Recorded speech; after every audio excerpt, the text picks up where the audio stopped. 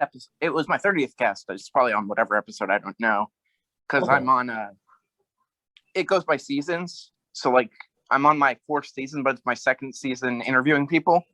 Nice. So, but it's always fun. That's what's cool about this is like I've met so many cool people like through doing comedy.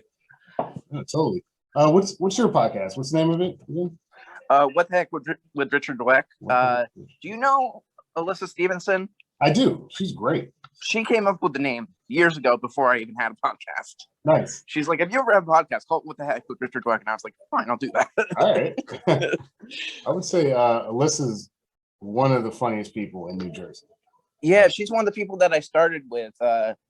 Like when I branched out from doing improv to doing stand-up, she was at the first like regular open mic that I went to, and the second one, because she ran the second one, which was called Porta. It was at the Porta at this pizza like Italian food place called Porta. Yeah, I think I remember that. Mm-hmm. They'd put us in like this room, and it was just it was cool. And I met so many people there that I know now. Yeah. I know I've seen you around at different stuff before. You started coming to my mics, but it's been a while since those New Brunswick mics. Yeah. That was Tiz. I met him. I went to a show that he was doing. I wasn't on it, but I went to a show that he was doing. I guess Gordon was hosting it. And I was like maybe a year or maybe almost close to 2 years into doing stand-up. And after the show, there was all the comedians hanging out with each other. And it was sort of out of like character for me to like, I was very shy back then, just of like what to do, protocol for hanging out with comics. Sure. And I was like, well, maybe if I technically say I'm a comedian, they'll let me hang out with them. Right. And it was like, no, they were in public, like they were just like in a circle together. And I went up to them and I said hello to him, and he just told me about it. And then when I went there, I met Dan, and he immediately started like roasting me and stuff. And we immediately like talked after and became like really like fast friends. And it was like, oh, this is so cool. Yeah. You're talking about Dan Caprio? Yeah. Yeah. So like, it's just so cool that became like a place. And I loved bringing my mom there because she just got to see so many different people and be exposed and learn about so many different like types of people in their life. So it was cool. Yeah. I know your mom's really supportive. I've seen her obviously a lot of different shows and stuff like that. And she's always a great audience member. Rolls with the punches and she's good. Yeah, totally. You were saying at that point you're about 2 years in. When did you start stand-up? I started on July 18th of 2015. So that was interesting because I'd been wanting to do it for many years. I started in improv with Michael Key because he was very popular with people like my sister's age, who's 4 years older than me. Like he was very popular with his thing. But he was a teacher. Now he's a college professor. But when he was a middle school teacher, I had him as a drama teacher, and he taught improv like as a class. And I remembered him from there. So in my music class, I used to sing. I took this singing class, and I saw a poster for his thing. And then I took his class in 2011, and I sort of was like, I'm going to do improv for like a year and then get into stand-up. But there was no stand-up scene where I was until 2014 with Angelo doing all his stuff. So I got started. So what happened was when we were doing shows at on Cookman in Asbury, we would have comedians open for us. And there was Mark Henley and people. And Dylan Negan, who was in my group, was doing stand-up too. So he told me about everything afterwards. But Mike, he let me, my improv teacher, he finally let me do it. He let me open the shows a couple of times, like 2 times, and I bombed completely terribly. But I kept wanting to do it. I always explain that like that first time that I performed like doing stand-up, I could have fallen off the stage and I would have gotten up like 5 seconds later, like, this is awesome. Like I was just like so amped to finally do it because it had taken me like there was no stand-up like around, and I'd been a huge fan of stand-up since 2010. So I was like, that's when I became like a super fan. So it was like finally able to do it. And it was interesting because all the people that I started with, I was very young. I was 22, which is like so crazy to think, like, now that I'm 27, how like much time has passed. Sure. So yeah, it's great. Yeah, it's interesting because like time, it does just kind of pass. Like I started maybe around, let's say maybe 2013, maybe 2012. I started in Washington, D.C. So I started about the time I was 25. Yeah, 25. And same thing. I wanted to do it for a long time. Couldn't muster up kind of like the courage to do it. And then one time I was out at like an event and I was like, yeah, I'm interested in doing stand-up. Right. And one of the guys I was talking to was like a bartender at this place called the Riot Act Comedy Club. So he was like, this is when the mic is, you should show up. And I was like, okay, I guess I'm doing stand-up now. And right. The first like 2 times I just kind of watched and was like, all right, when am I going to do this? And then, finally kind of made the jump to get on stage. And ever since then, exactly like you said, like you could fall off the stage or, you could bomb 1,000 times, but like once you get it, like that itch, you have it. And to me, what was so interesting about it and just doing stand-up is how different it was from every other thing that I did, even though it was performance-wise. Sure. When I think about it, like, people are always like kind of shocked at how nervous I am still. And that's just generally like my personality and just the way I've been since I was 5 years old. But like, part of it is so weird is that every performing thing, everything is different, each thing. So when I sang in high school, that was completely different from, because I was by myself on stage and that was, having to memorize lyrics and having to, match up with my teacher's piano and like try and like, that. And then I did improv and that was easier because I was surrounded by all these amazing people who were just great at what they did. And I couldn't do anything. I couldn't do voices or impressions, but I could learn what I liked about it was I could be on the spot with people. I was like, okay, I can fit in with this and like survive at least. Right. And then when I started doing stand-up, which I always wanted to do, was like, oh, this is like a completely different animal. It is. This is like having to like do this all myself and learning timing, because when you start, you have no idea like how long time takes. Like, right. So, and back then, my personality was so different because I was like 22. I was way more like emotional back then. So there's a lot of like social things that you have to like get used to. Sure. And like you have to get acclimated to like the social scene. Yeah. And when you're 22, that can be very hard. That can be hard because like stand up, you meet so many different people. Like there are younger people that are like in their 20s or people that have been doing it for years. So you're interacting.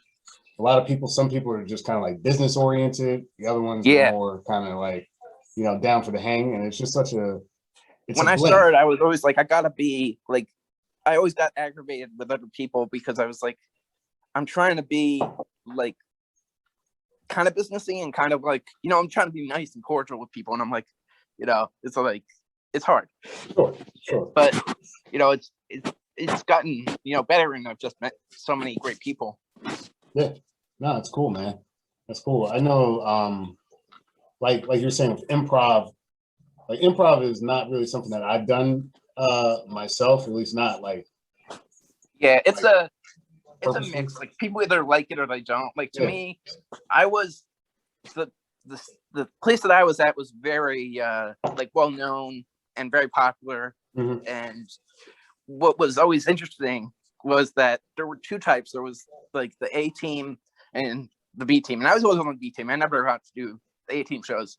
And the A team shows were really fun because those guys could just do like crazy stuff. Yeah. Like they would like in like their skits and stuff, they would like carry each other on their shoulders and stuff and like do all this crazy physical stuff. Sure. And like me, it's just like, okay, trying to figure out like what kind of thing I can do. I can't do, any of these voices or impressions that people are doing. And it's like just keeping on doing that. So it's just an interesting thing to think that was like a part of my life that I sort of ended up having to embrace like doing, because I was like, stand-up's not coming. Like, there's no stand-up around here. I'm gonna be doing this for 3-4 years, like, right. But then I finally got to stand-up, and it's like, okay, this is great. And a lot of people that I knew back then were just like, coming around. So it's like, okay, this is great. I met Mark. Right. I met Mark Henley. Yeah, he was one of the first people that I met. And a couple other people who don't do stand-up anymore. It's like crazy. It's like that's the thing. Like, the longer you go, like, there's going to be a lot of people that you were doing stand-up with that just aren't going to be doing stand-up anymore. Yeah.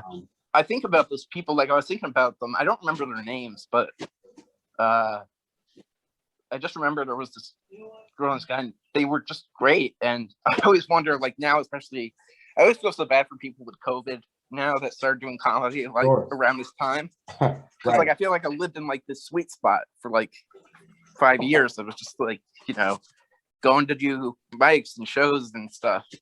And that's completely foreign to people now who started doing comedy during COVID. Yeah, if you're starting now, like with the Zoom calls and stuff like that, that's a whole different animal. And honestly, like, Zoom shows? What's that? Do you use no, Zoom shows? No, not really. I've done. Me neither. It's not the same. I'm not really that interested. To me, it always feels like vlogging or like going on TikTok, which I'm terrible at. Sure. To me, it's not the same endorphins. It's just like that's the way that I put it. Is it's not the same thing to me. Like, I need the live audience. It's part of it is the energy that you're getting out of the room, right? Like, a lot of stand-up is kind of therapeutic for the performer. Like, you got all these thoughts running around your head, and you're like, all right, well, like, let's see if this works. And when it does, it's awesome. But then, like, you'll never get enough, right? You just keep going for that. Like you said, you keep chasing that feeling over and over again. You can still see me okay? Yeah, I can see you. Yeah, I just had to charge my phone. Oh yeah, no problem, man. Yeah. No problem. So, but it's just one of those things where like I said, improv is a different animal. Like, you can kind of play off of people in a way you can't with stand-up. But it's probably fun to collaborate with people. It's like, it's kind of all you, right? Like, like with stand-up, what was so great about it was just learning. Like, to me, I have kind of a like weird, stringent approach to it. Like, I have a friend in comedy who took a lot of like stand-up courses, and to me, I'm cool with that. Like, by its concept, if it's like an actual like famous like person like teaching, or like someone who's very prominent. But to me, it's just like the fun. It takes this, like, a comedy class kind of takes the fun out of the process of becoming a comedian and doing it. I like the sort of like DIY nature of it, of building your act completely by yourself. Yeah. And being like, this is where I was,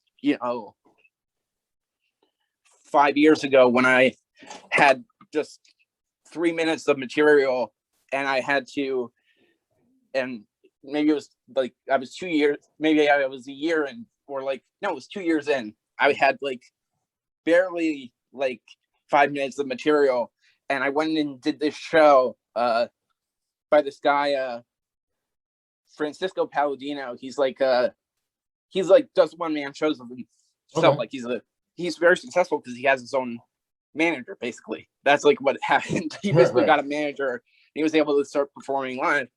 So I went to Rutherford, and I did and I opened for him, one of the people that opened for him, and I had to do 15 minutes. And I was 2 years in, and I didn't have 15 minutes of material. Yeah, 15 minutes is and it's like, just those type of things are like the things that like sort of make you a better comic. And I sort of like that better than, having to sit like, and it's just like, it's just different for people. But I like the evolution of, seeing my act get better and seeing different things change. Totally. Like, I've got a video on my computer of me doing stand-up, like one of my first sets. Oh my God. It's not really one of my first sets, but it's like very early on. Right. And, I can't watch it.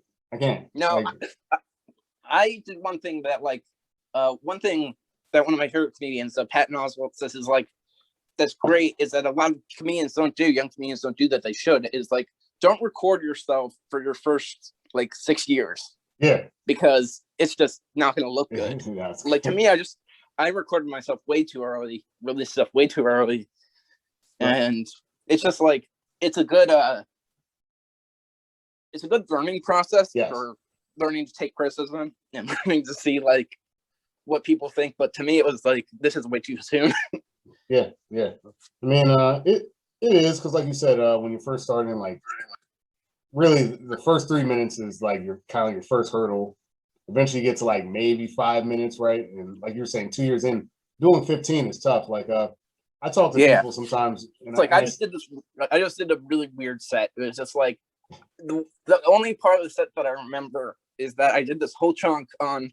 I had a side mullet. That was my thing. Like I didn't do it for comedy. I didn't do it for comedy, but it was basically like just a cool hairstyle that I saw. Yeah. You're a wrestling fan, Shinsuke Nakamura. And I was like, oh yeah, I like New Japan Pro Wrestling. It became my first headshot, part of my first headshot, and like people made a big deal out of it, but it wasn't me. So I did like this weird thing of like the long side is like my feminine side, and then it was like my masculine side, and it was like a really weird like topic, like kind of set, but it was like that was what I did. Probably the 15 minutes. That was like, but it's just weird those things that like you sort of have to like come up with to just sort of survive in that moment. Yeah. I mean, sometimes I do a little bit of writing on stage, you know. I think it just comes with the territory. And like when you force yourself to do 15, you got to start kind of coming up with stuff on the fly, maybe working the audience a little bit. And you learn how to stretch. You learn how to like sit back, you know. I've never been as good with crowd work as I want to be because I'm terrible with confrontation. Yeah. So I think it's like, you know, well, I always say that this is kind of like one of the most, I think, saddest things that I've ever really said on stage, but people say this is kind of like true for what I believe. It's like outside of the stage, like being on stage for either if it's 15 minutes or 5 minutes is way more comfortable to me than life off of stage. Sure. So like that's the way that I just sort of feel. I sort of liken it to being a superhero. It's like this is what I can do. Right. You know? Right. Yeah, it's a unique skill, man. Like it's really hard to do. I know when people ask me, like, I tell people, like, if I'm being honest, I probably have, you know, a solid 20 minutes. You know, I could do 30, probably comfortably. But you know, like if you're being honest, and you have to be honest with yourself in the art, it's like, yeah, dude, I'm not a headliner. It's like maybe I could feature right now. And I could get to headliner status, but like I'm not there. And it's always nice because some comics are like, nah, dude, you have the time. And I'm like, trust me, I don't. You know, like, People always, I think people always think that like there's some sort of like pathway. They think like if you've done, and I was guilty of that. Like you think you're at a certain amount of years, you should be somewhere. Yeah. But really, everyone is in their different place. That's what I had to learn a lot with just things happening, COVID and everything. I was like, you know, before COVID and everything, I was like, I'm going to start like when I'm 30, when I'm able to, you know, when I'll personally be able to have I'm 27 now. When I'm 30, I'll personally be able to move out and like, I'll be able to logistically go to New York. And, you know, I was just like, I'm getting mics still, but I want to like audition for clubs and stuff. That was like my main like thing. And then COVID hit and I was like, that's not going to happen for a long time. Yeah. But it's just like the cool thing that I sort of had to like, the thing that I had to embrace was learning to like accept where I was and not be like, you know, get too anxious or bitter of like, oh, I'm not there yet, or I'm not at the place where I want to be. Yeah. The problem is there's well, it's not really a problem, but it's like everyone's kind of like checking on what everyone else is doing, right? Like oh yeah, for sure. You see what someone's doing, you're like, holy shit, this guy's working that club. Like I've never worked that club, and you start doubting yourself or thinking, oh, am I behind? And you're right, man. You can't do it that way, right? Like I look at someone like you mentioned, Alyssa Stevenson. Alyssa Stevenson could be a Netflix comic. She could be an HBO. Like, she's good. She's really, really good. And it's one of those things where, like, dude, all it really comes down to, like you mentioned Frank Palladino, sometimes it's getting a manager. Sometimes it's you got in front of somebody in New York that likes your stuff. You know, it's like there's no rhyme or reason. And really, I think what we're doing is we're all building out the craft for when the opportunity comes, right?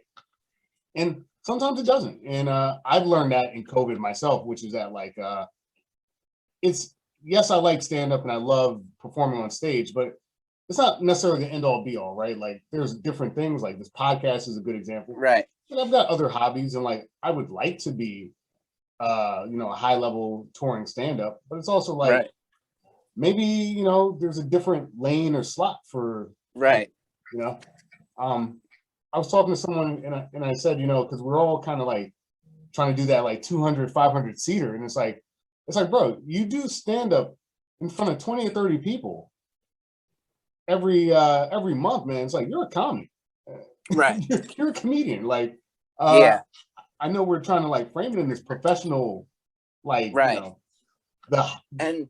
that's one thing that I noticed with what was so surprising to me is a couple comedians that I started with, and you probably know some of them, Danny Braff, people like that. Oh, he's doing great. Them doing shows with other comedians that are like, Mark Norman and stuff like that. I'm like, those guys, I just realized, like, they don't have they're not like how you would think, where they think they're too good for a club or a place. They'll be like, yeah, we'll do an outdoor mic. We'll do anything. Yeah. They're like, and that's really when it comes down to it is, like, anytime I've ever really talked to people, like, they don't really, like, everyone, it doesn't take much to be a comedian. You just have to do sets anywhere, really. You're 100% right. It's look, it never stops, right? Like, we always look at these guys, like Patton's a good example. We look at guys like a Carl and stuff like that, and it's like you're looking at the top of the mountain, but, like, it's the same thing, right? Like, you just got on stage, you wrote some stuff, and you just got really good at it, right? And that people need to see you. I think that when you were saying you came into comedy at a good time, you're right. Like, you came in during and me too, like, during the comedy boom.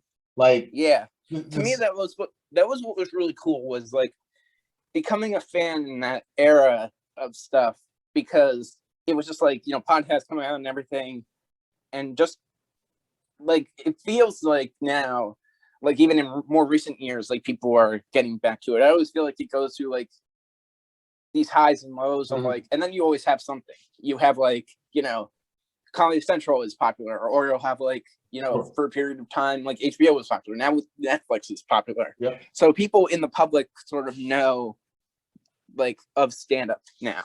Right. And that's kind of cool. Yeah. To be like, yeah, I do that.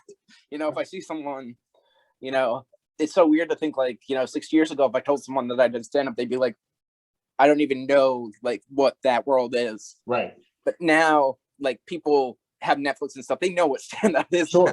Sure. So, like, oh, yeah. Yeah, and I talk to people that don't do stand-up, and they're pretty knowledgeable about some of these acts and, like, the material and stuff like that. So, like, it's a more informed audience. And I think you're right. It's because of the podcast. It's because of Netflix and stuff like that. And it's interesting that, like, we're dealing with a informed audience. And I think that, like, going back to kind of what we were saying about people kind of wanting to be at certain points in their career, it's like, no, man, sometimes you're a niche, right? Like that Sarah Cooper woman. Of course. Sarah Cooper, like, just blew up doing, like, basically an impression, really. But it's like, that is it, right? Like, you have something that people want. And I mean, it's not like she wasn't doing anything. Like, if you see her stand-up, she's pretty good as a stand-up. It's just like things just pop whenever you get something, I just feel like when you have a talent, like, anything that you do is going to be, anything, right. Right.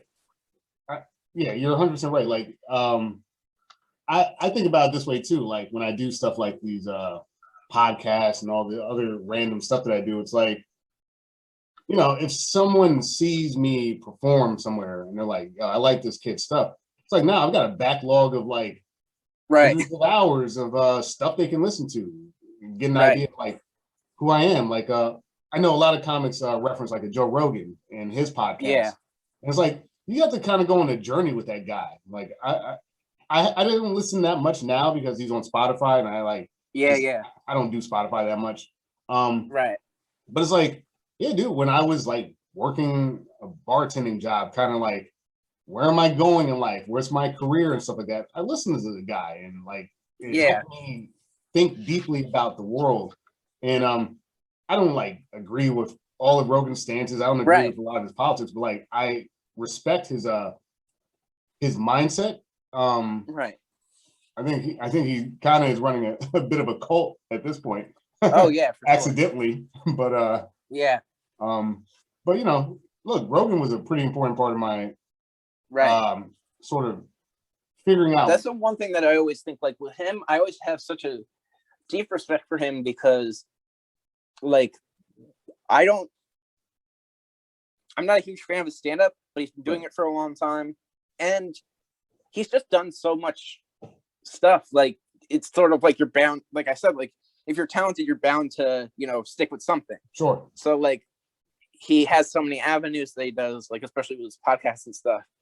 It's like really cool. But yeah, it's so weird to think like how he even started. Like when you started listening to him, he probably was, you know, back in that original system, right? When he was like, you know, like 2006 when he started, like he had just like, it's not what it is now where it's like an empire. Like, yeah, you look at the setup of everything that he does now, like it's crazy. Yeah, like 2006, I remember I wasn't even aware of his stand-up at that point. I was a fan of his from like UFC and right, yeah, because he did UFC and Fear Factor and stuff. Yeah, Fear Factor, mostly like the Chappelle's episode because I didn't really watch Fear Factor at the time. And I remember his 2006 Netflix special. I don't remember what it's called, but it's the one where he's in a plane and he's kind of like talking about like cities and like how it's like almost like we're little bacteria and like we make these little things just like you know, other things in nature and stuff like that. And you know, he kind of a stoner thinker, but like right. You know, I like that cerebral comedy. I like people that think about what they're saying. I try to do it in my own act, you know, and I don't know, like I said, over time I kind of drifted away from Rogan just because like I think that like what I needed from that I got, you know. Yeah. And I've just kind of moved on to like this next phase of my life. But like it's super important. And honestly, the reason I'm probably doing a lot of the stuff that I'm doing now is because like they showed that prototype. Like you mentioned his 2006 setup and where he is now, like it's possible. Yeah. Yeah.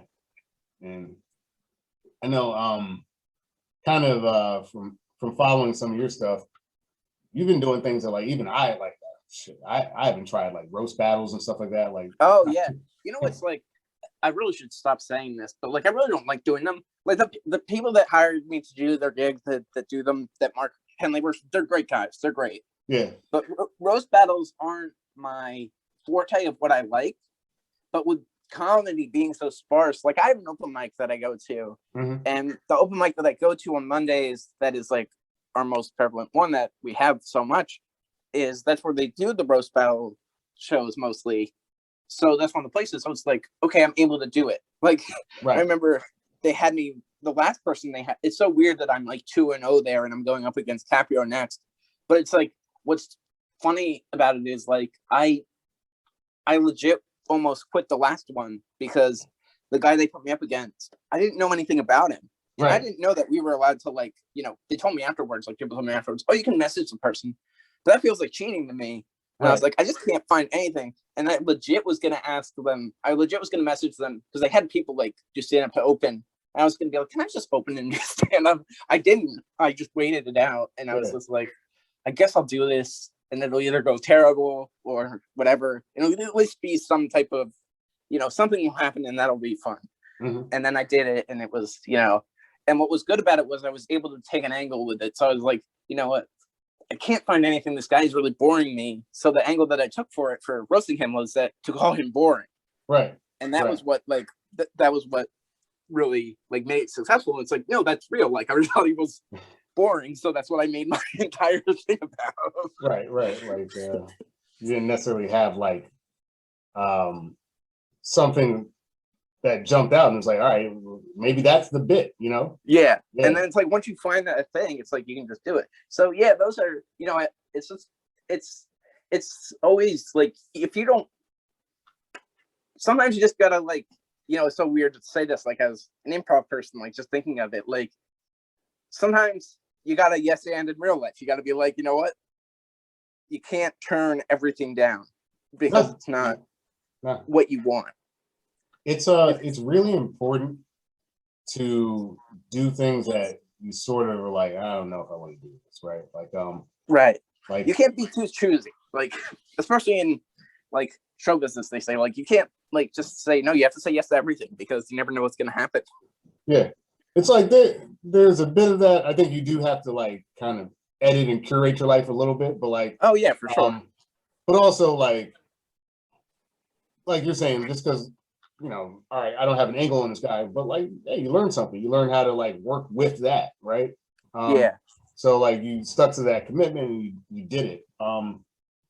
Yeah, I was thinking the same thing. Like like I mentioned, over this pandemic and everything, I've been trying out different stuff. Like I did a yoga class basically, where like I got a certification to teach it, and like oh wow, I was pretty hesitant to do it because like that wasn't really like my background. I didn't think that like I was gonna be able to do it, right? And well, you're a fit guy, right? You do like what's it called? You do martial arts, right? You do like yeah, jujitsu, which jujitsu. That's what I was thinking. Yeah. I was like, why can't I think of word? Yeah, it's been a while since I've done jujitsu. Basically, I stopped when the sort of lockdown started. But right. I see people like I'm on social media and I see them and I'm like, oh, I can't wait to get back in there. But for the safety of my my family, basically, I can't just go play wrestling for fun. Right. Like I have to kind of wait till whether it's a vaccine or something like that. I have. Yeah. I'll be back soon. Yeah. But it's funny actually, like talking about that, because when you mentioned was it Shinkai, the New Japan Wrestling, I watch that stuff from time to time. And yeah, yeah. I know that you're a wrestling fan, like a little bit. So I was like, it's so funny. Like that's one of the things that I like about, with comedy and stuff, that you find people who have similar interests. And there are people who love wrestling. So it's like, yeah. But I just remember like, in some with you, but yeah, it's. I don't know, like pro wrestling, even though like there's that sort of predetermined outcome, it does. Right. Before I did jiu-jitsu, I was a wrestler, and like catch wrestling was a thing. Right. Abe Lincoln was a catch wrestler back in the day. Yeah, I'm a huge fan of all that. I love catch wrestling. I love, I'm not a big like, hardcore fan. Like I know the names of like UFC people, but like I'd watch anything like that on TV. Like whenever I saw it. Sure. Like I loved when I got to like catch like the high school wrestling on television. I loved watching that. Yeah. So I was always a wrestling fan as a little kid too, and it's just as like so funny the interest that you have. But yeah, it's always so interesting to me. Like I could never like do anything physical like that. Like I did a few years ago. I did karate to get in shape, and I did it for 3 years. And basically, when I was able to start sparring, I quit. I was like, I don't want to fight anymore. Right. There's a difference. That was the part that was like across the line for me. But I did like the one thing that I liked was like the 6 and 7 year old black belts, like the 4, like the 6, 7, 8 year old black belts. They're amazing. Yeah, they were really fun to be like flipped by. They're like they're just like it was like last time I remember one of the kids I was with. It was like. He basically did like a super kick to me and I flew across the room. It was fucking crazy. But I loved doing that. And to me, that's always like so cool. Yeah. Like, I love that stuff. But was that always like, how did you sort of get into that? Yeah. Were you just a wrestler? Like you just wrestled in high school? Yeah. So when I was like maybe 7 or 8, something like that, like I'd done like Pop Warner football, I guess they call it up here. And, you know, they had like some flyer in school about wrestling. And like, I was thinking, like WCW type stuff, basically. Yeah. And when I got there, not even at all. But it was one of those sports where, kind of like comedy, it's an individual kind of thing, even though there is a team. Right. And I don't know, just something I stuck with. Being like a shorter guy, like football didn't really make sense for me, right, long term. And it was just one of those things that like over time I got better at it. So like I did wrestle in high school on a really good team. Right. I did okay. I did pretty well for myself in high school, and then I was able to, make a Division I team.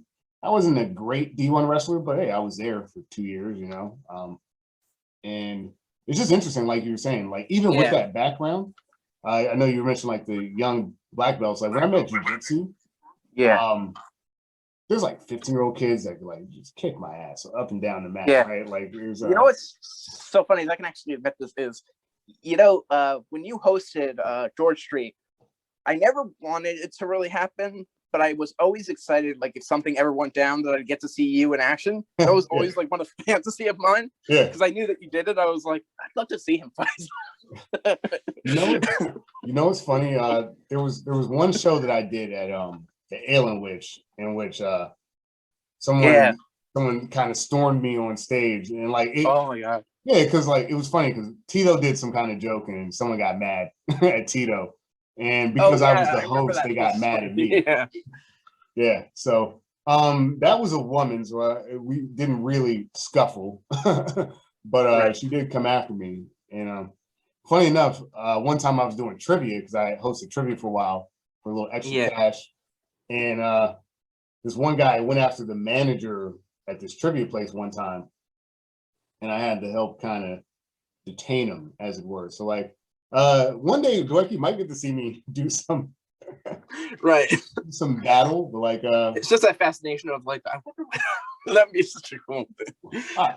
Like I would never want anyone to be hurt, but I'm just like me neither. That's why it'd be best if it's me, I like don't really like everybody, like I don't really like fighting.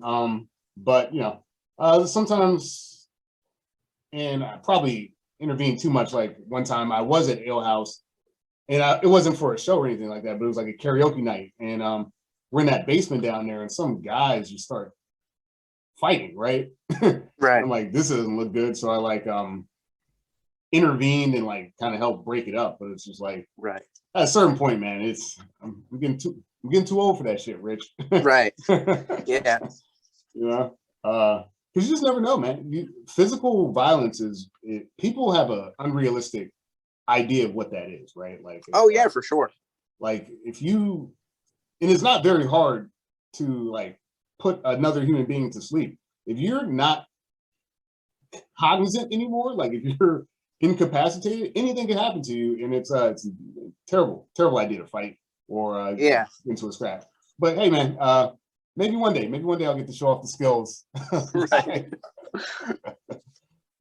Honestly, it helps to know how to fight, because you fight less when you know how to fight. Right.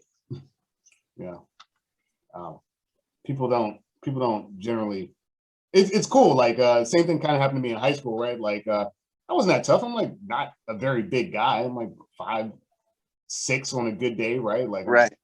In high school, I was like 140 pounds, but like people wouldn't mess with me because like, oh, that kid's a wrestler. So it's like, all right, I'll take it.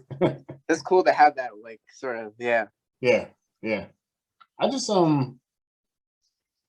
people wouldn't think about it like this, but I know you'll appreciate it as a fan of like this stuff. It's very cerebral, right? Like, yes, it's a physical sport and stuff like that, but like, it's like playing chess, right? Like, there's especially because like real time, there's like moves that generally people are capable of, and there are counters to those moves, and like there's ways that you could set up your stuff, and it's like especially like at a D1 level, right? It's like at that point you're both kind of like masters, right? And it's like, all right, how do I trick this guy into like actually letting me take him down? And it's such an interesting approach, because like there's fakes and feints and stuff like that, and setups. And It's like playing Pokemon. Right. Oh, man. Funny enough, I got into competitive Pokemon during the oh, really? quarantine. Yeah. That's so interesting to think of, like, that's still around. Oh yeah, it's been 25 years.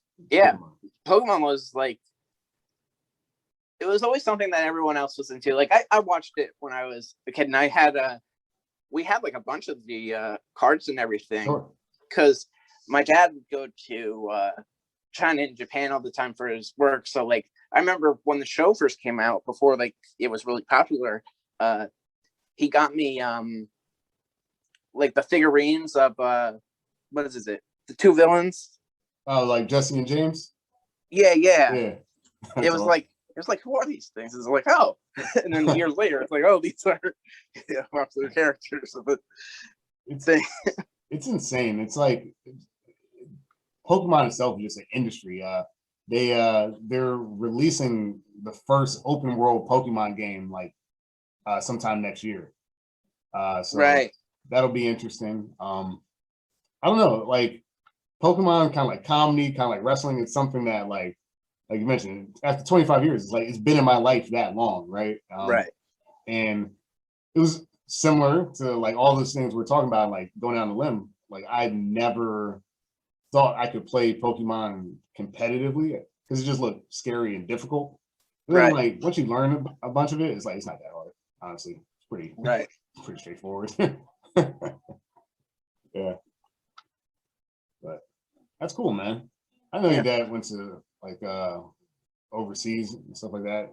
Yeah. He my dad's side of the family, they he owns a now he is like Konar.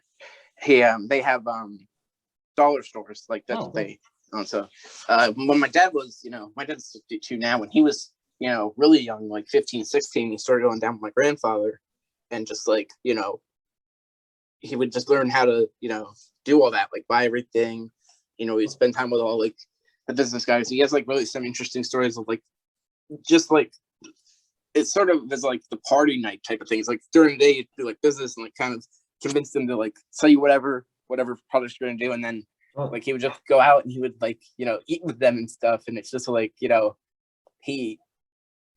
he had all these great experiences, and it's just like so interesting to think about. Like just the stuff that he got to do is like crazy. Yeah. Like my dad was in the Air Force when I was younger. So like he's been all over the place. Like he's been to Turkey, he's been to Russia, Korea, and stuff like that. And it's interesting because like my dad went to college. From what I understand, he didn't finish college, which whatever. It's not for everybody. But like having the experience of traveling and stuff like that, you learn so much, man. You learn a lot about the world when you get a chance to like meet different people. I honestly think that that's probably one of the problems with our country now, is that like we've kind of moved into this kind of America first stance. And I just think that like with all the information that's out there on the internet, books and stuff like that, I feel like we've kind of regressed as a society. And well, like, I think it's people not being exposed enough to other people. I mean, like I sort of mentioned it with, I like bringing my mom to George Street. Yeah. Now, it always feels so weird to say this. I always say this: my parents aren't racist. They're 62. Right. So like, it was cool like to have my mom like sort of meet you guys and like like see like it was like cool, like oh yeah. So, but it's like that whole thing, like people just need to be exposed, like not in a forced way, but just like in everyday life. Like that's what sort of has to happen, is you have to be exposed to other things in the world, because they just make you more comfortable and more like you just learn things aren't as extreme as you think, or as as weird as you might think.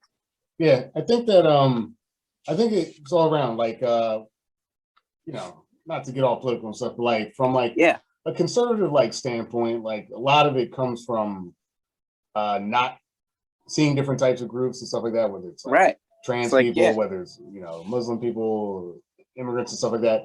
But also, I find that the left has been doing a bit of that too, which is just like, in the field that I work in finance, and I talk to a lot of Trump supporters. I talk to a lot of them and like pick their brains about like, you know, where they're coming from and stuff like that. And we often do this thing where it's like Trump supporters are like this, or like the left is like this. And it's just like, the word that I kind of use is we like villainize everyone. Yeah.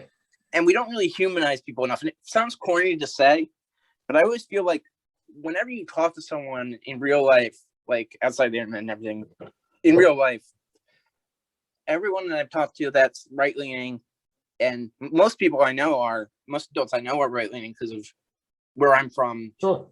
Are places in New Jersey that are very prevalent with like upper class, like right-wing people. So like, so I'm sort of used to that. So, but I sort of realized like when you talk to people, you sort of realize like, you know, the humanity in people, and like you only really see, you don't really, it's only like online and stuff where you see like the really crazy people. It's like, you know, for me, whenever I meet someone, that's why I always prefer, like, you know, that's one of my biggest things. I love, you know, talking.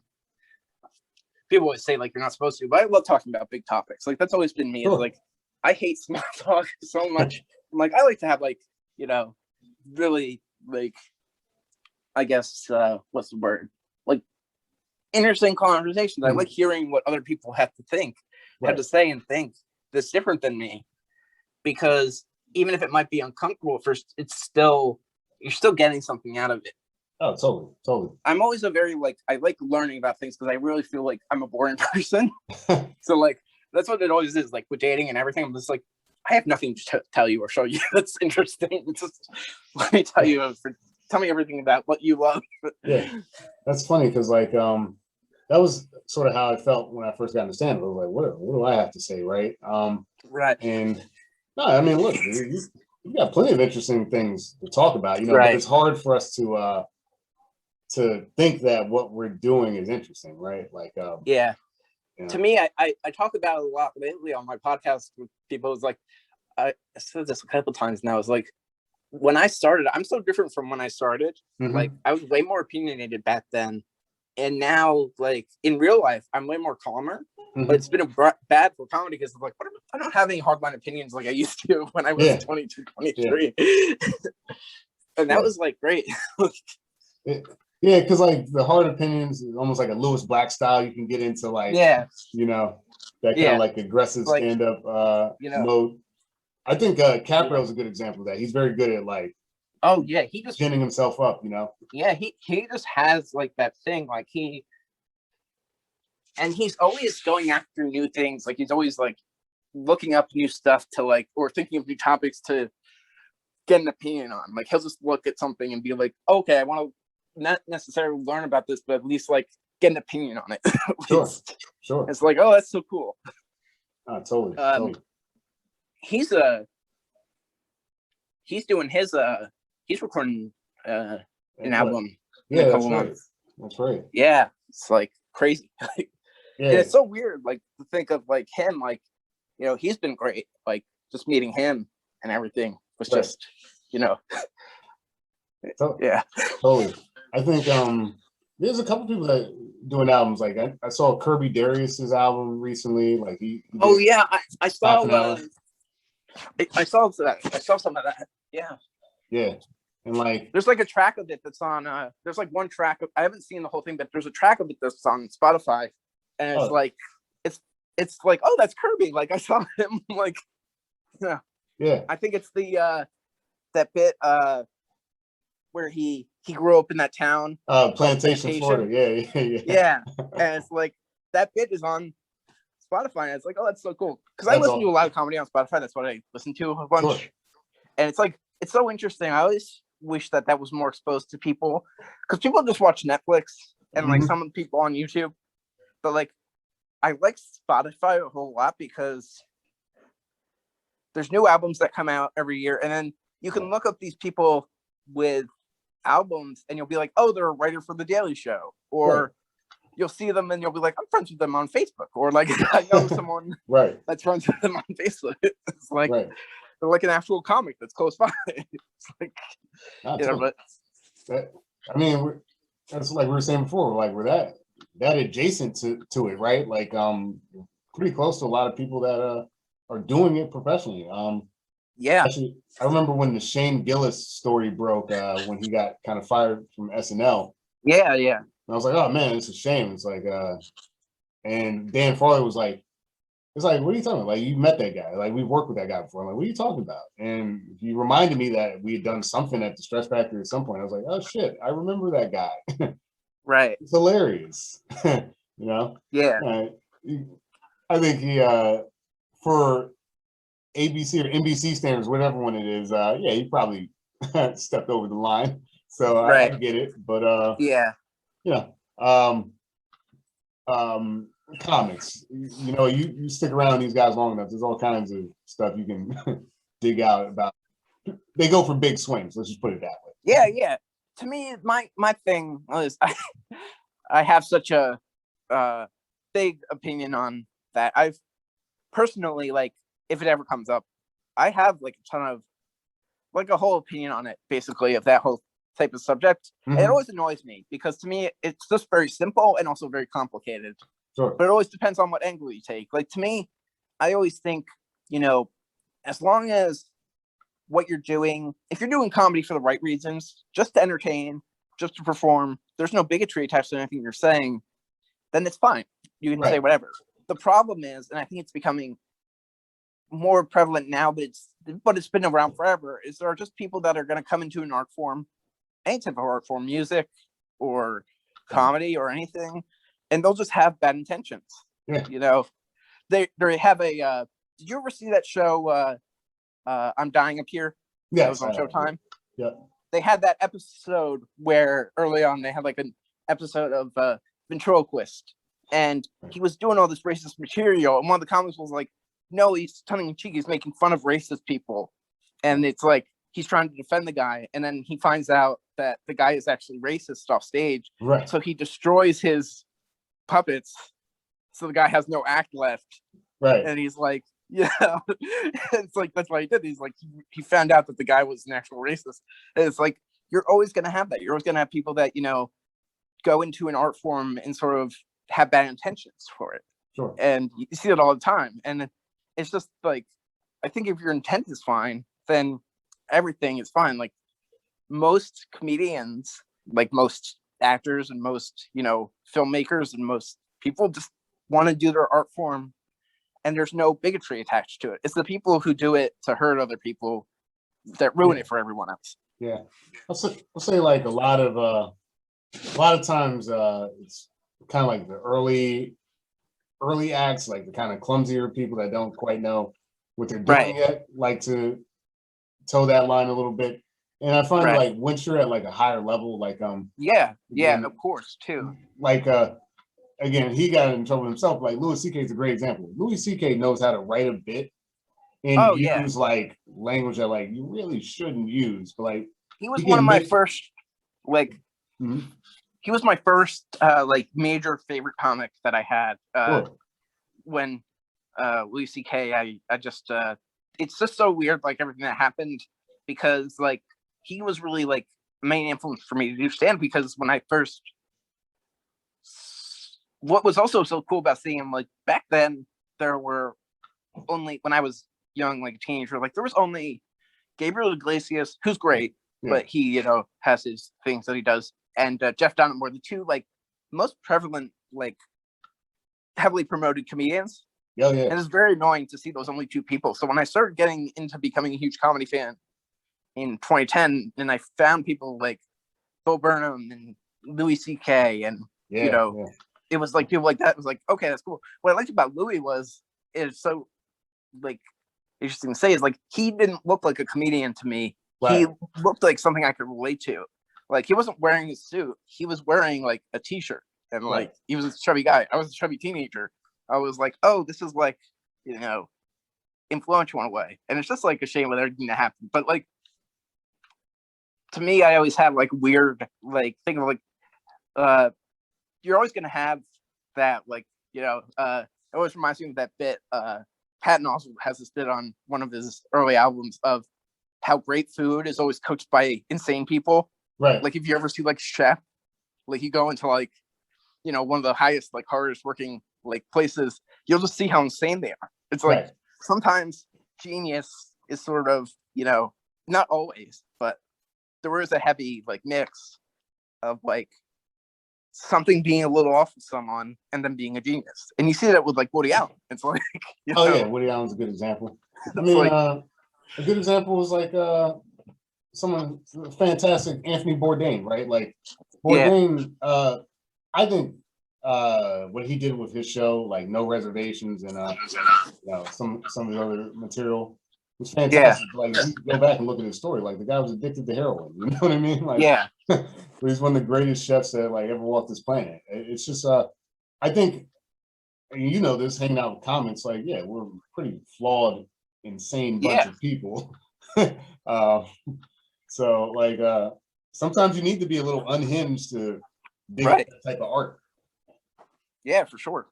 Like going back to, not saying that the comic that you went up against like fits this, but like, you know, boring people don't make interesting. Right. Don't make interesting art or anything like that. Yeah. Right. It's like you know, you look at like a Hollywood or something like that, and like all the like kind of bad actors that came out of it. Woody Allen's a good example, Polanski.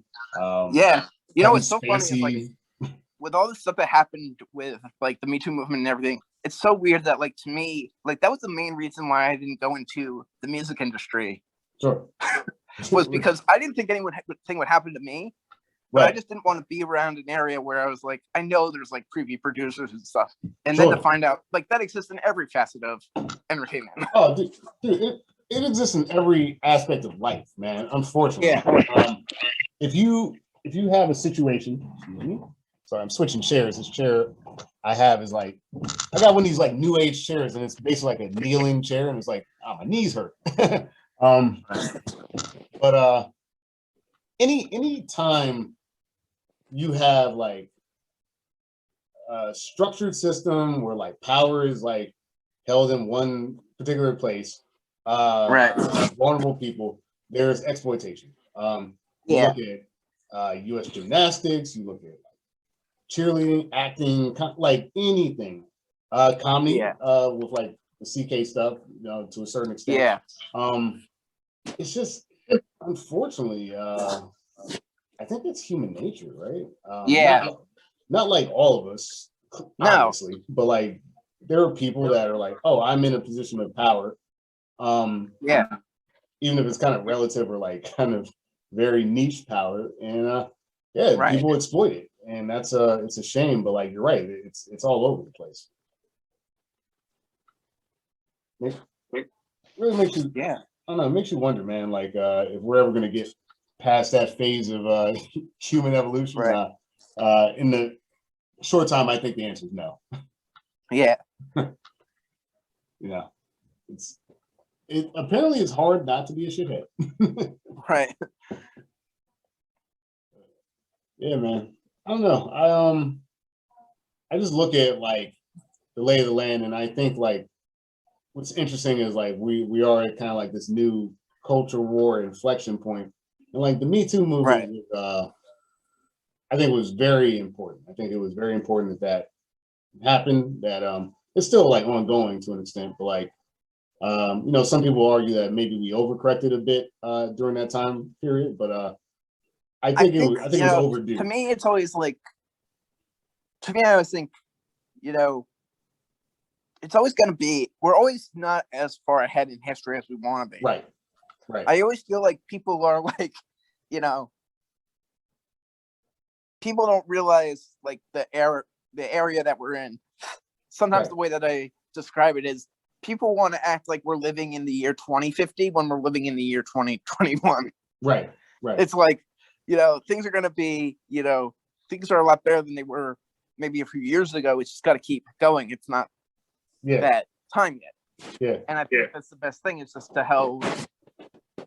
It's just to be able to grow. And, you know, some people they just can't grow, you know? for whatever reason. No, I think kind of going back to like even that political space, like when I talk to people on the left, and like, how the hell did Trump happen? It's like, whoa, it's not that outlandish, right? Like, no, it's not. Pretty I always obvious get to me. So annoyed with that, but it's like, to me, I'm like, whenever people say that, I always act like they're people that haven't been watching the TV show. That's like kind of the way that I put it. It's like, I've been paying attention to politics since really 2012. Like, it was always like around with me because I was, 7 when 9/11 happened. And it's so weird to think, like, how like we have like meme culture now. We kind of had that with George W. Bush a lot, like the shoe throwing stuff. Right. Like the freedom prize and stuff like that. It's just like, but me, I'm always like, people don't, and that's a huge political thing too, is people don't pay attention to things until things affect them. Right. So like, that's a major part of it too, is, you sort of get exposed to something that you haven't really experienced your whole entire life. Right. And that's what happens with, Trump or whatever.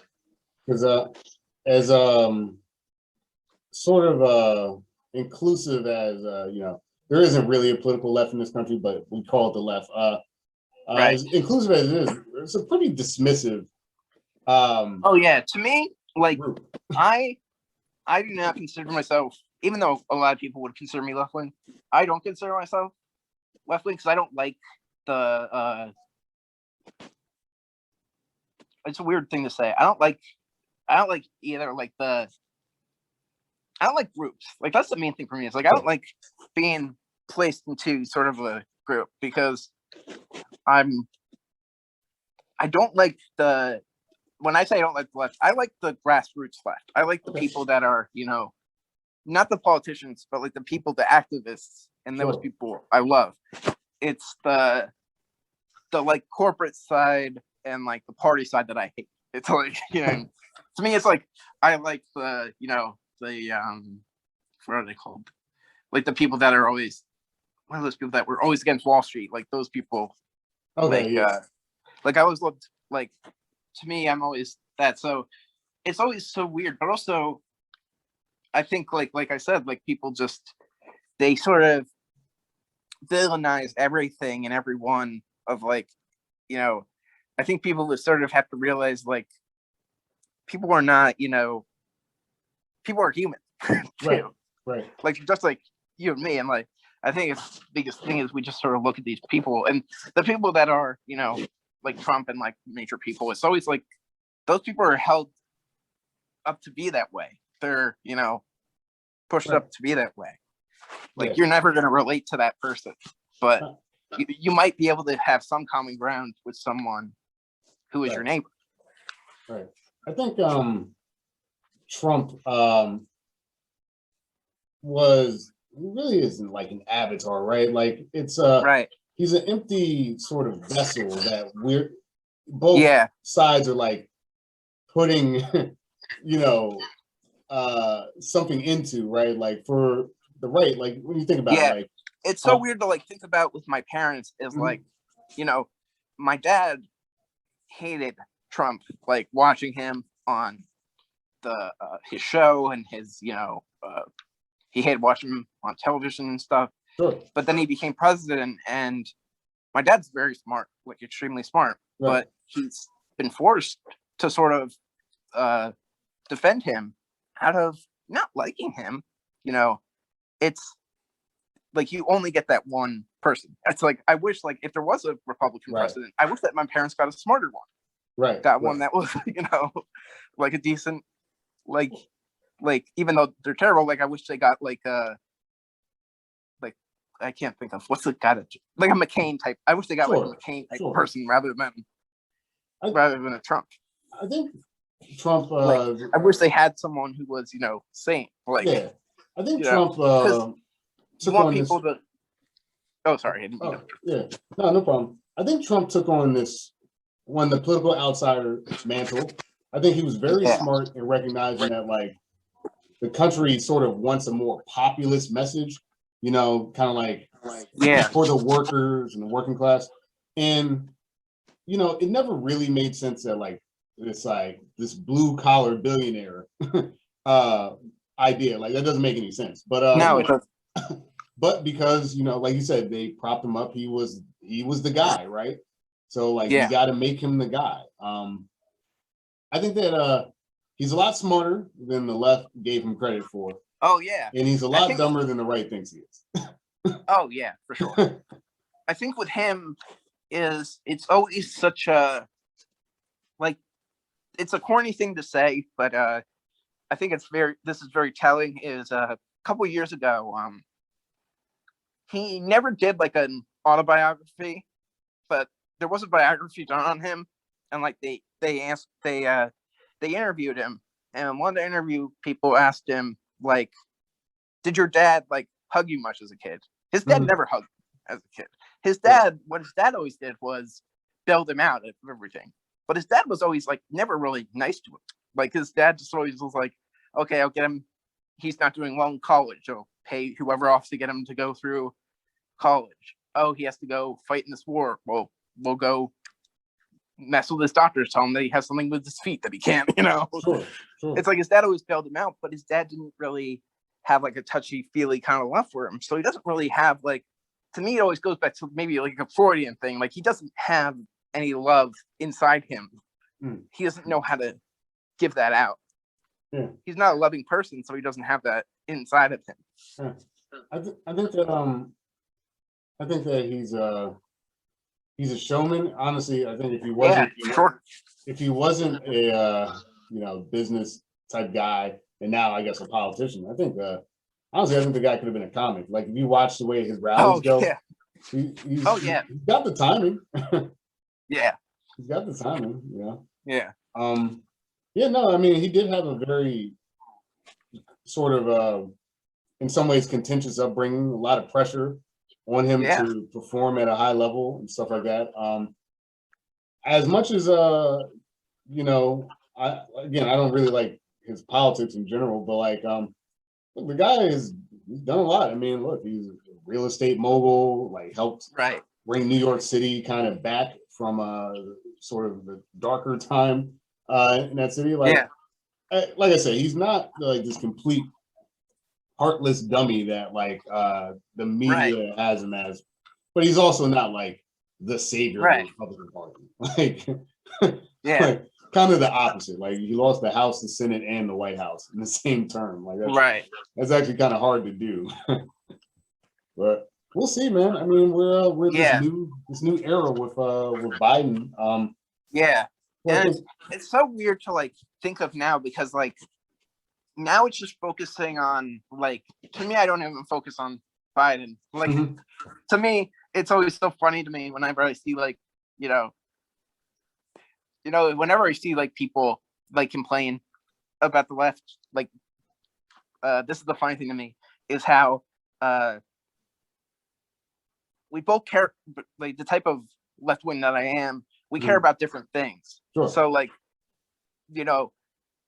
my parents dislike Pelosi for a different reason that I dislike Pelosi a lot, but we both dislike Pelosi. Right. It's like, oh no, she's terrible. But for the reason you think she's terrible, she's not. For the reason that I think she's terrible, you don't give a shit about. Exactly. It's like, it's a weird thing. So it's like, it is interesting. It's interesting to be like, and to me, I always, wonder, like, to me, that's why I like talking to people, because I was like wondering, you don't want to be too far guarded into what you think that you're not listening to other people. Right. Like I love listening to other people because it's how you learn, and you don't get a fictionalized version or extreme version of what you think the other side is. Sure. I think that happens a lot with people who don't talk to other people of other parties. If they sort of create like, these, they villainize, like I said, like they just, they make up, they assume you are what you aren't.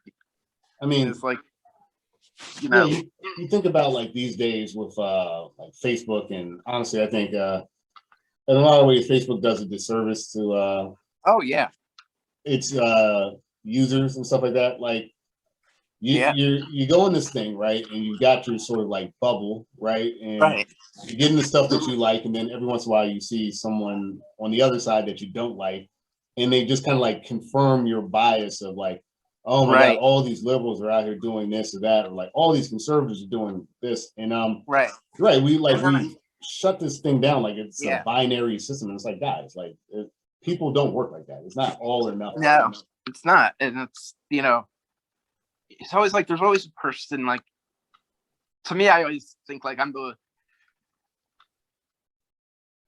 it's just I think it's very complicated also with the youth of today is so different than like older people. Like, I think that's one of the things that people also don't take into account is that there's a bunch of other factors besides like what you believe. It's also age and like experiences, as simple as it sounds. It's like, you know, my point of view is going to be completely different than someone who grew up in Arkansas. Like, you know. Yeah. I'm glad we're at this phase of the conversation, right? Because like it's very easy for me. Look, let's call it what it is. I'm an East Coast college educated liberal. You know, I'm a black guy, so that's a different, you know, there's different things that come with that. But like it's very easy for me to sit at brunch and say, you know, fuck the farmers over there, like, you know, just tax them or something like that. Like if you don't know people, it's easy to, like you said, villainize or like minimize them. And it's just like, there is a difference between the right and the left in that sense that like, at like a personal people level, like we don't see these people, you know? You go to like Arkansas, like you mentioned, we call them flyover states. Like what? Like, you know, like there's a general lack of respect. Lack of respect between groups of people that are ultimately inextricably tied to each other. Arkansas has the same amount of representatives as, you know, as Virginia, you know, like we're stuck together, man. Mitch McConnell's out of Kentucky, right? Like Lindsey Graham, like, South Carolina. And that's one of the things that like I just always think about. Like, to me, I always think about that. Like, one of the things that I would think about too is I can understand how people get to where they are. From like, I guess people use the word radicalized. I don't know if that's proper. For me, it's like, I know the way that I sort of like, okay, how does this like middle upper class kid like become so like left wing? It's like, well, when I was a teenager, my most like people that were influential to me that I watched were George Carlin and Jon Stewart, Stephen Colbert. I was just like, it was just like, you know, watching Stephen Colbert at 16, you know, completely annihilate Bill O'Reilly over and over again, was like, that was what I watched. So I can totally understand a 15-year-old who watches Ben Shapiro, and that's what they turn into. It's like, you know, it's like you get exposed to whatever you're exposed to, and that's what happens. Totally. I mean, when Jon Stewart show was really popular, I was still in college during like those kind of like late Daily Show years with him. And me and my buddies, we would watch the Daily Show because like it was funny and it was informative. I would also like sometimes we would sit around, you know, drinking or something like that, and we'd watch like Glenn Beck because like we thought it was funny. Oh, that's so funny. It's like I had that with Alex Jones. Alex. A couple of years ago, I saw like last year or like 2 years ago. I was like, why do I have him liked on Facebook? This is really weird. Like, I never watched him. I never was a fan of his. He's, you know, crazy. And then I thought back and I was like, oh yeah, 14-year-old me used to watch him and think he was absolutely hilarious. Right. Like, I never believed anything. I just loved watching him and was entertained. And look, I mean, at the end of the day, you know, we kind of like, because honestly, depending on who you're asking, like one side's informed, one side's not, right? So it's like, Which to me, I always think people like, the worst thing that I hate is like TV, like cable news, sure, and like cable like political things. Like I always am like anti against that.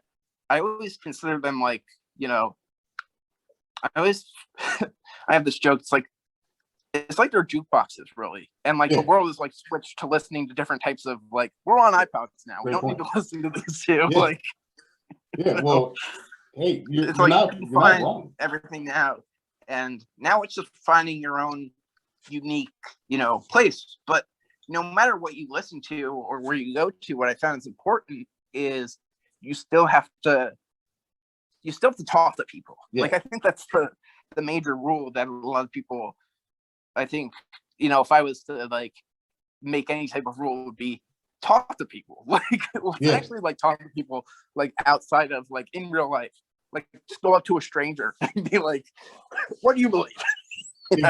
Exactly. Like, is I was like thinking, like, because then it sounds corny, but like you gotta like figure out, like, actually talk to people. Yeah, no, I mean, I try my best to be respectful of different opinions and stuff like that. I really avoid, whenever I can, flame wars on Facebook. I find it to be uninteresting. It's not really how people talk. Like, if you did have a disagreement with somebody, you wouldn't like do one text diatribe and wait 20 minutes for another text diatribe to come in. Like, that's not that's not a conversation, right?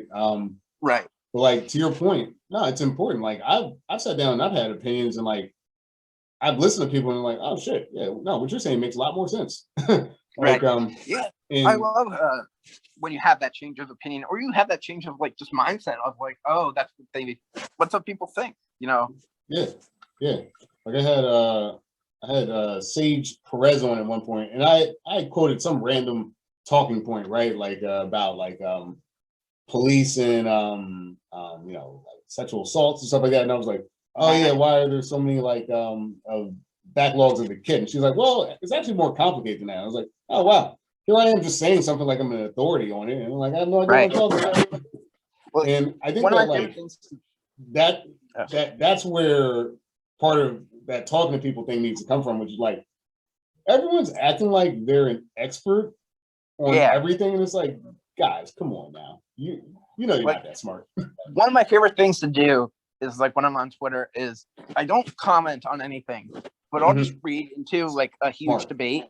Like I saw this one debate of this person saying that they found it suspect, like, if like they didn't like male gynecologists. They thought like they were creepy, and like their experience was that their person was terrible and they didn't have one. And then I just read this whole entire thing of like different people, like all these women saying, I like my gynecologist to be male for this reason, X, Y, Z. Right. It was like cool to like read through the different things and be like, yeah, this is like, to see, like, I would never comment on this. This is not like in my ballpark of anything that I would ever pay attention to.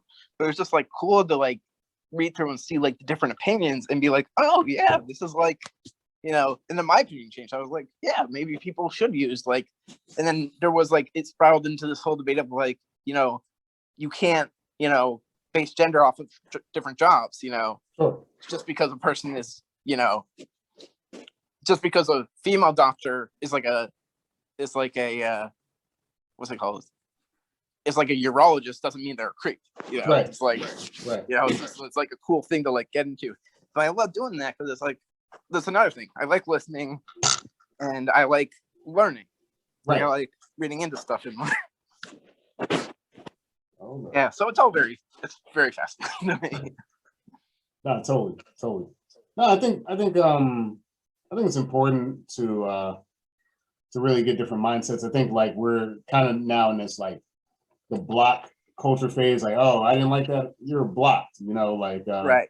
To me, the only thing, I don't argue with people anymore on social media. I just block people who are purely like, there's no coming back to you. Yeah. Like, it's just like, it's like, I don't even, and sometimes I'll block people that I like, that I'm friends with, because they're friends, that they're debating with or arguing with on their page, it's like, why are you even friends with that person? Right. Like that makes you wrong too. Like, totally. I mean, for me, it's one of those things where like I think I've got a lot to learn. I'm constantly trying to like self-reflect and figure out like, am I right about this? And really part of the reason I did this podcast and stuff like that is that I want to have conversations with people that aren't necessarily like a lot of the content that I'm seeing now, which is like the kind of flame war, culture war stuff. Oh yeah.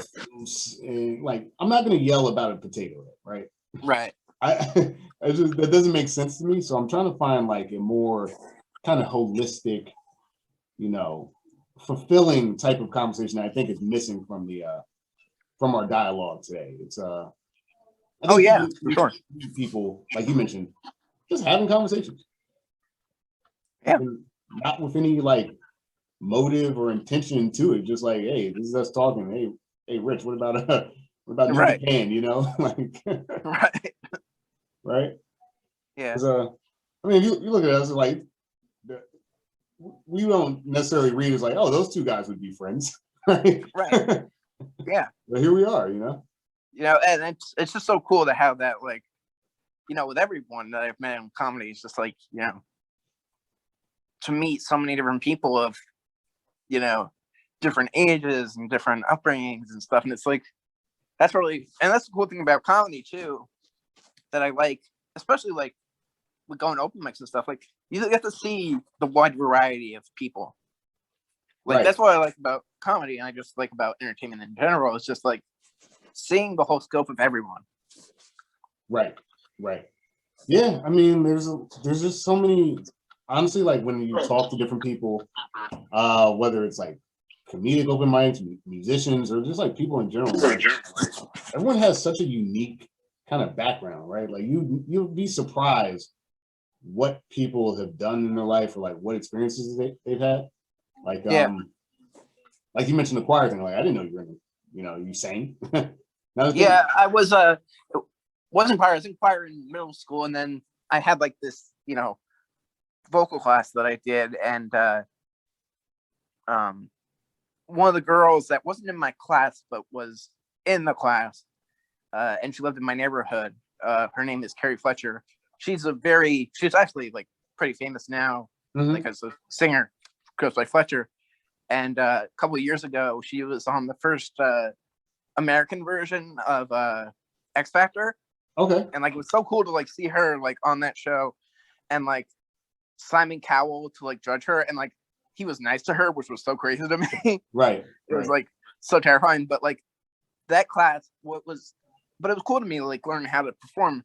And it was so shocking to my parents because I've never been a shy kid, but I was always like, never was like an attention like person. Right. Like, I wasn't like boisterous or like, super outgoing. It was just like, but I wasn't cripplingly shy. But when I started like learning to perform, that was a huge turning point for what I did. And I sort of just, leaned into that, doing that.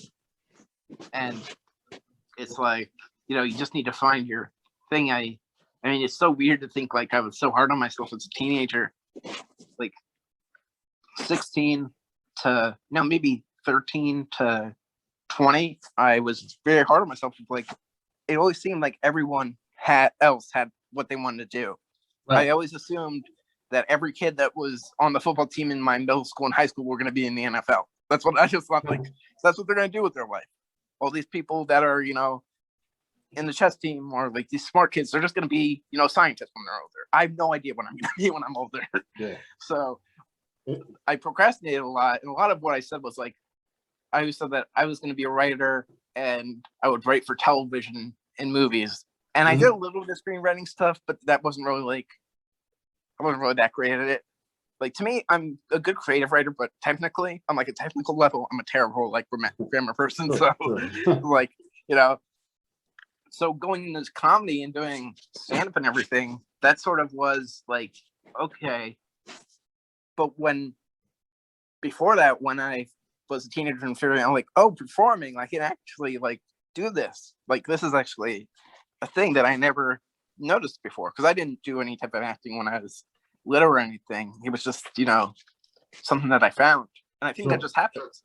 You know, I think that happens for a lot of people when they just start stand up whenever. Like people just realize like once they have that thing, they can just do it. Yeah, no, I think so. And like, you know, like the technical stuff come over time. You can train and practice and stuff like that. Like the fact that you're writing, you're ahead of the game already, because like comedy writing is writing. You're writing jokes and you're performing and that's one of the cool things. Like I mentioned this a lot now. I brought this up a lot on my podcast recently. It's like when I used to, my teachers would always get so annoyed with me because I have this personal thing of like, whenever I come up with a story or something or an idea, I would always like, I would never commit to it. Like a month later or 2 weeks later, I'd be like, I have a new idea for a new story. And that's how, like, it's better now with comedy. That's perfect because I can write jokes, you know, and keep on writing new jokes. And I can go back and work on old jokes. And it's like the writing process is completely better now than back then, because I'm a terrible deadline person. Deadlines are the worst for me. But with comedy, there's no real deadline per se for your, you know, for your act. I think that's what's kind of cool about it. It's this open-ended thing. And it's weird because like you spend all this time trying to write the stuff. And you know, for the guys that do like you know, put it down in like an album or something like that, like you kind of move on to the next thing, but like there is that natural flow of like, okay, yeah, I wrote that joke, but like now it feels stale. It's like maybe I could revisit it at some point, but like, you know, it is a type of art. I think when you're, you know, doing it right is not necessarily the right way to describe this, but like, you know, we all kind of know that you're supposed to keep churning this stuff out and not sit back on stuff. But like, yeah, when you're doing it right, like you're constantly moving, so you don't really need a deadline because you're going to impose that yourself. Yeah. Like the only time that I really liked, like that's the only deadline thing that I really had was that with stand up was, and one of the reasons why I liked doing bringer shows, the only reason I liked doing them when I would go to New York to do them was because I would be able to work on material for like, you know, 3 weeks or a month, and then I'd be able to do that material in front of a live crowd. And that was my only like excuse for doing it. And now that's really hard now with, you know, and that's how I do with shows and everything now. And that's really hard now with COVID. Like COVID has sort of ruined stand up in that way of like, there's no shows to build up to. Yeah. So like, that's what I'm having now with my like set now is like, I have, you know, 15 minutes of material, but I can't move any forward any bit because I can't, you know, I had no places to perform this material to test it out. Yeah. So that's sort of the thing that I've been doing. So I'm hoping to just like some other mics and stuff are like coming back. So I'm just like jumping at the chance to go to whatever I can do. Yeah. Like I just went to the Comedy Cove last Tuesday. Oh wow, Scotty's. Oh, last Wednesday, yeah, Scotty's. And that was like so cool. Just like, even though it's people that I hadn't seen in a while, but it was and it was like, oh, this is a new place. I can just, you know, do my stuff at. That's awesome, man. Yeah, I'm looking forward to it. I think that a lot of things are gonna kind of sort of explode when we come back. Like people are gonna be doing a lot of stand-up, and there's gonna be a lot of audiences because people are gonna want things to see and do because they spend a year doing nothing, right? Right. I think that we're probably, if you're asking me, in another sort of renaissance, as it were. Like when you look at like the first Renaissance, it was like, all right, there was the Black Plague, and then people were holed up and they started pursuing different arts. Like I think that's going to happen with this too. Like I'm trying to, like, I keep saying this, like I actually bought some software too for this. I'm teaching myself how to play guitar, right? Like oh wow, it's awesome. Like, is that going to become part of my repertoire? Maybe, you know, like it doesn't seem like it because I'm terrible at it, but you know, maybe over time I'll get better at it, kind of like I got better at stand-up. And I think we're going to see a lot of creative stuff come out of this darkness. Right. Yeah. So we'll see. I'm kind of like you too. Like I want to do more creative writing and stuff like that, but like I am afraid of. Again, fear is the right word. I'm afraid of like the technical side of it and like really putting it down. Right. But you know, you can't let yourself be limited by your fear. So I'm hoping that in the next couple of weeks and months, like I'll start putting something together because I got some ideas that I wanted to get down. Yeah. Right. Yeah. Time keeps ticking on. I can't wait forever. Yeah. Yeah. But other than like stand up and stuff, man, what else you been doing in this quiet time, you know? Not really. Like it's so weird. I see this as a joke, but it's like a real thing. Is like I feel like everyone since quarantine and everything that happened is like I feel like everyone's living my life now. Because I'm very like I'm a homebody. Like I stay at home. I barely go out. Like I used to go out maybe once a week to get like I'd go out, you know, after sort of every month and get money out, and then I'd go and get, you know, coffee after I go to the bank and stuff, and then I'd go home and then just like I don't go out that much, you know. Once I would go to the movies maybe twice a month, you know. It was like one of my things that I would do. That's like, you know, and you know, I'm not very like out like going out person. Like I stay inside a whole bunch, so it's like weird. Like people like to see people like complaining and being bored. It's like this is what I do. Like it's like you know, it's like I spend like 16 hours a day listening to podcasts and playing video games. It's like that's all I do. It's like, you know, and you know, it's a weird thing. But with me, like it's just yeah. So I don't know. Like I'm just always, you know, and with the podcast now, it's like cool, like to have something else to dive into besides stand up, where it's like at least I have something. Like what I like about doing I'm so relaxed with my podcast, but I do have like I do it on weekends usually. I usually do it at like 12, and then you know, I release it pretty quickly, like unless I have to like really like edit it, but like usually I just release it right away. But I like doing that. Like I have it. That's my one like thing besides stand up that I have like a schedule with. It's like okay, I do this. You know, I've gotten through, you know, 30 comics now of just like, you know, people, and it always grows. Like, oh, now I have. It always goes back to the same number of comics that I have to interview. It's like I was going back through like all the times, like I still have 120 people left. How did that happen? Wow.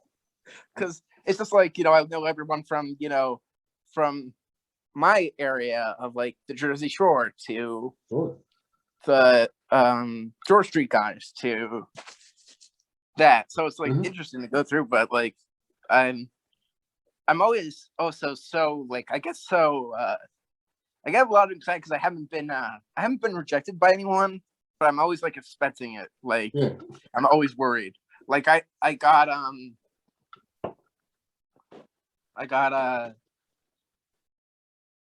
Lemaire. Do you know him? Yeah, Lemaire Lee. Yeah, I got him. The podcast. That guy's hilarious.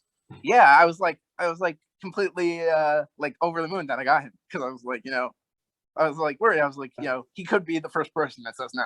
He's the first person that like, because we don't know each other that well, but every time that I've seen him, he's just hilarious. That guy. And to me, that's just like that's what's cool is like people like what I found out with my podcast. What's cool about it is it's not like I don't do what the Foul Housemates did, where they're kind of like more like shock jockey like type of stuff. Like me, I like to be very relaxed and interview people, and I don't like to get too invasive. And it's kind of cool for people to like see like behind. It's like a behind the music kind of thing I've heard. Like people are just like, you know, because you sort of see everyone at these open mics or at shows, and we only see each other for, you know, maybe an hour or a couple hours a night. Right. You have no idea who these people are like in their life, and then you get to see them. You get to like see what they came up doing. I just had do you know Max Shepard? Yes, I know her. I had her on the podcast. She was the last person on. She was a clown as a kid. Like she performed like at parks and stuff. Wow. And when she was like really little, like an infant, like she did modeling and stuff. So it's like, you just learn stuff about people. And it's like, that's what I like. And I guess that's sort of like, that's always been sort of a thing with me. Besides like politically, it's just like in general, I like learning and dissecting and like learning about people and like learning about things. Yeah. And that's a great thing. My podcast is, even though it doesn't get too deep, I at least get to learn where these people came from or what are these people like. It sounds like it's like not, because like you mentioned, when you're kind of more like the shock jockey space, like you start running bits and like people start kind of affecting more of the character. My whole thing is I never want to make people uncomfortable. Like that's sort of my thing. Is I always feel like I'm so easily annoying. I think it's important to kind of be self-reflective, but I don't think that you fall into that category, at least with me. And I'm in the same boat. Like I don't want people to be uncomfortable either. You've seen my stuff, like my mics and stuff like that. Like I try to make it as easygoing as possible, because like it's already hard enough to drive your car, go somewhere, tell jokes in front of like 7 people. That's already stressful enough. You don't need me being an asshole on top of it, right? So yeah, I try to cast a wide net, But man, that's it's interesting. It's interesting to hear kind of your approach to interview style, because like I think weirdly enough, I think we kind of stumbled upon a very similar style.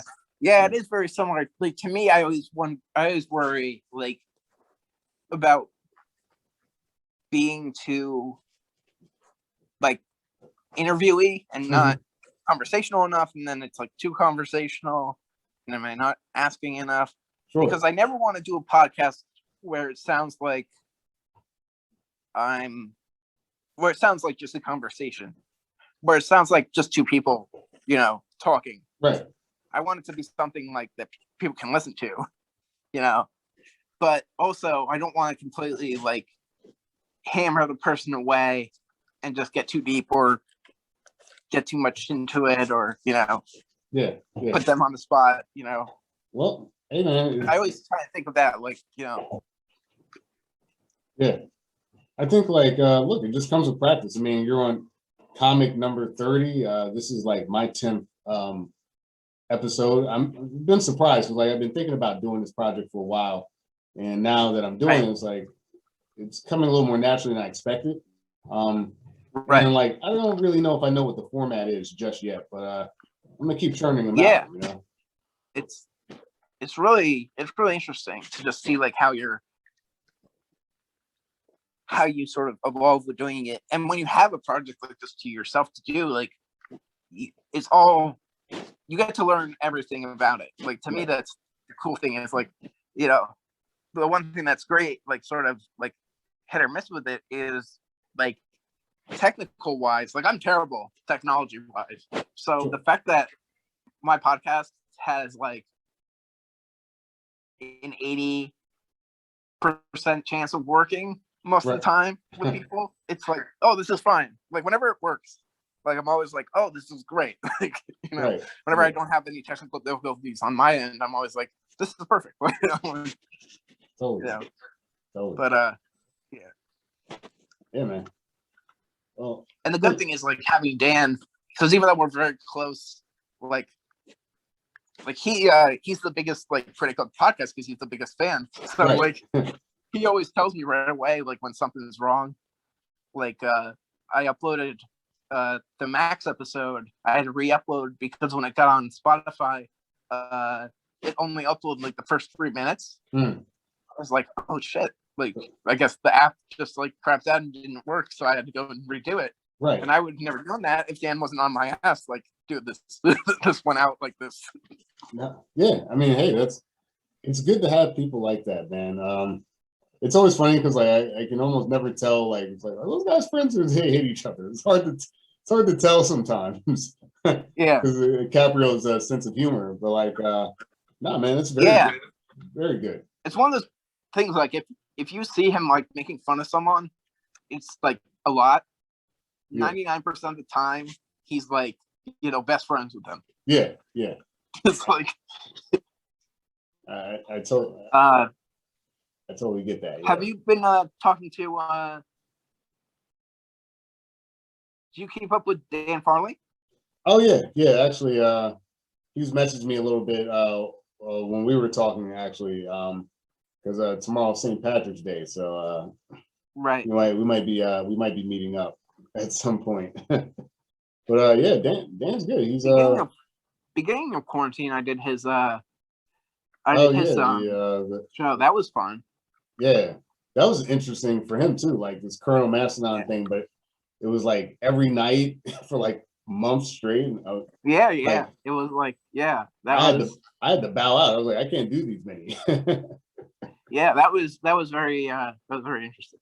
I was like, it felt like quarantine phase 1, that show, like when we were still trying to figure out like how long are we going to be inside, what is this thing, right. And there was more questions about like how bad it was out there and stuff like that. It felt like a different time.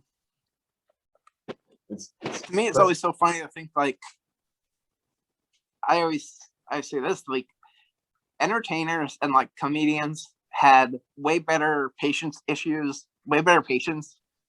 than professional athletes did. I realized. Okay, yeah. It was like, we could go 3 months. We're like, oh, we got a summer vacation. This is great. Yeah. These athletes are like, we can't do anything. And to me, that makes, like, it's so weird to think about. But I've been meaning to ask you this just casually because I don't know how much you keep up with it. Do you watch AEW? Sometimes. So I'm a very kind of infrequent watcher. Like, I watched AEW maybe like 2 weeks ago. It was a tag team match. I can't remember who, but like I try to keep up with some of it, but I'm not up to date. I always feel so annoyed with it because, like, I would have loved it 10 years ago. Right. I would have had the time and had like the energy to watch everything. Sure. But now it's just way too much for me. Yeah.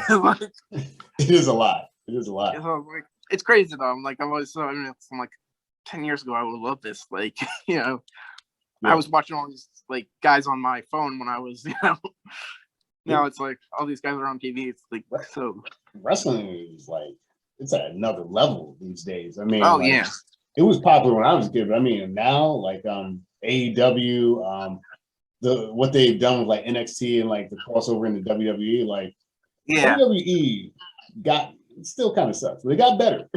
It got better. So I don't know. Like I just love seeing these people, and like now a lot of these wrestlers have podcasts and stuff too, and like getting to know what they think about and stuff like that, and how, like, you were talking about gaming. I know like New Day guys, like gamers and stuff like that. So it's a fun time, man, to just learn about the different artists that you follow, and it feels like meeting somebody almost, Yeah.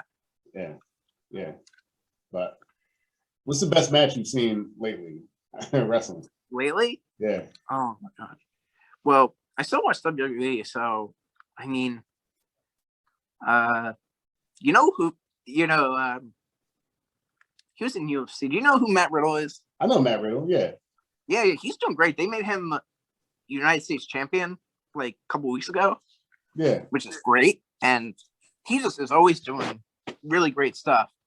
And like the cool thing that like you always hear stuff like thing to him that's like so cool is he can be both. Like, he sort of reminds me of how like RVD was, where he can be very goofy, but he can be very serious too.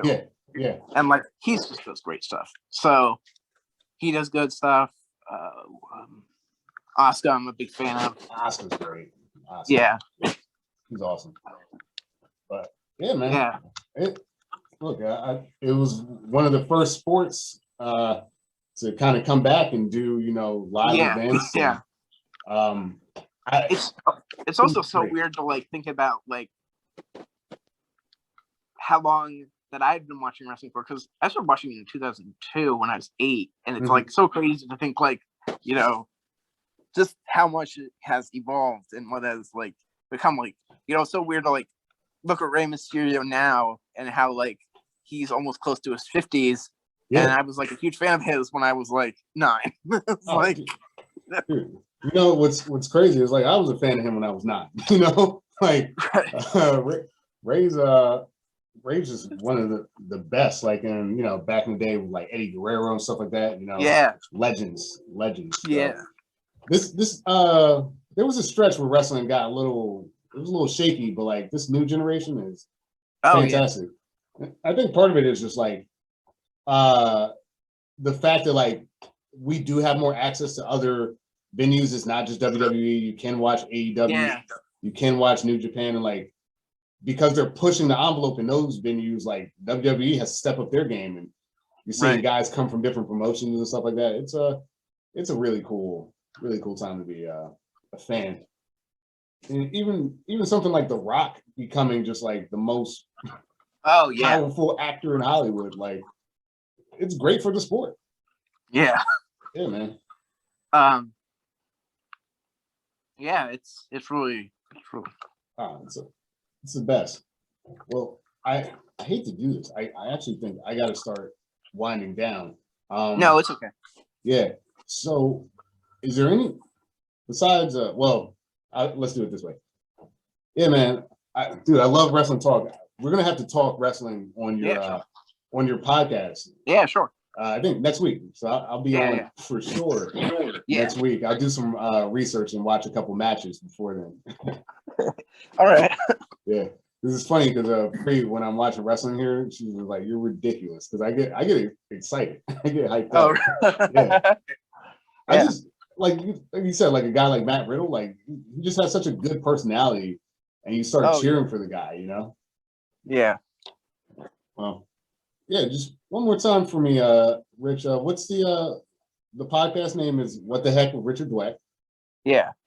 What's good social media for you? So I have I'm on Twitter. I have a Twitter page for it. It's either called, I think it's called At the Heck With is the one for the podcast. And then if you just want to, you know, I never promote this, but if you want to follow me on Twitter too, it's what is it? Richard Dweck Comedy, I think it is. Okay. And you can find me there, and I'll, you know, but you can find my stuff if you put like Richard Dweck Comedy on YouTube. You can find some of my sets. If you look me up, you can find me on Facebook and stuff. And if you listen to podcasts, I've been on a bunch. I've been on Foul Housemates. Yeah. I've been on Tim Rager's Time to Teach Tim. I taught him about Power Rangers. That's awesome. I'm gonna check that out. So you know, I've just so yeah. You're working on your craft, man. Like you're getting out there, you're meeting people. Everyone you've referenced, like the Foul Housemates are cool guys. Tim Rager's an awesome guy. Oh yeah, he's doing so well. I feel so happy for him. Awesome. He's like, just to see him, like, I really have a good feeling about him, like that he's gonna be like, you know, just blow up. Like I think he's there's a couple of people out there in the game who's like, oh, they're gonna make it. Like that person is due, you know. I can definitely see that with Tim. Honestly, like we were saying before, Alyssa Stevenson to me is just like, man, somebody give her a show or something like that, because I'll be the #1 fan. Yeah. Yeah. But awesome, man. Us, I don't know. Me, I don't know. We'll see. Maybe. But I might just be playing, you know, Call of Duty on my computer. I don't know where I'm going to end up with this thing. But hey, Rich, I really appreciate you coming on, man. Thanks for spending a good 2 hours with me, man. Yeah, it was like 2 hours. Yeah. And I'll get this out pretty quickly. I'll let you know like when I'm about to start promoting and stuff like that. Okay, sure. Great conversation, man. I really appreciate it. Yeah.